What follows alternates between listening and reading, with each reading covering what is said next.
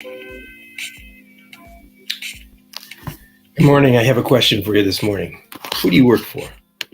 Who do you really work for? And how do you feel about that? So often you hear people complain about their boss, or you hear the boss complain about their employees, or you hear the wife or the mother complaining about the amount of laundry she's got to do, or whatever it might be, that the complaints come from the work that we do, whether we get paid for it or whether it's part of our role in life.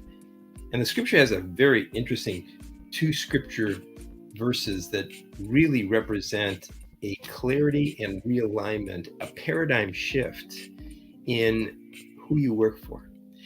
In Colossians, and let me start by reading that to you. In Colossians chapter 3, verses 23 and 24. Now listen to this. Think about yourself. Put yourself into this situation. You're doing the laundry, and I hear this from my wife because she does a lot of laundry, and she represents a lot of work around the house and doing that, and she has a job, and she has grandchildren, and that's a lot of work. I have, different jobs that I do for different people every single day.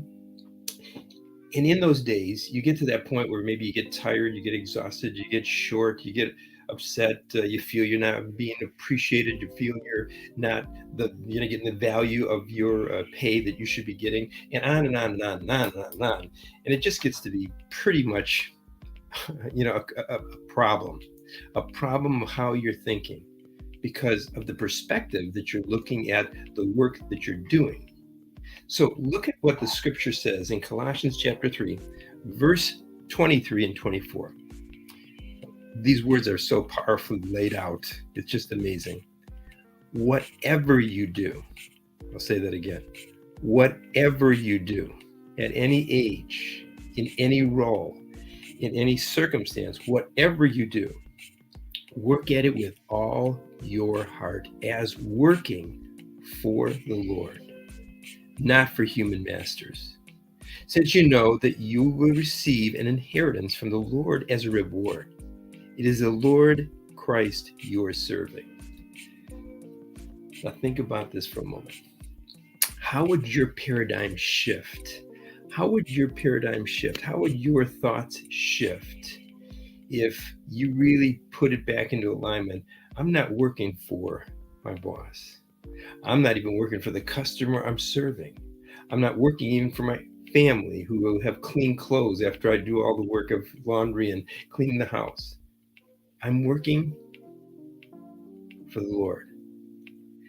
That changes a complete paradigm shift in your mind. You go from the human thinking, the me thinking, into a real, incredible, rewarding level of thinking and the truth of what you're doing. Whatever you're doing, it says in scripture, whatever you're doing, do it with all your heart as doing it unto the Lord. So this is the challenge for this day and every day of our life. Are you working for the Lord? Now I know that there's different people and different circumstances and different bosses and different jobs, and there's different circumstances in so many different ways. But I want to challenge you.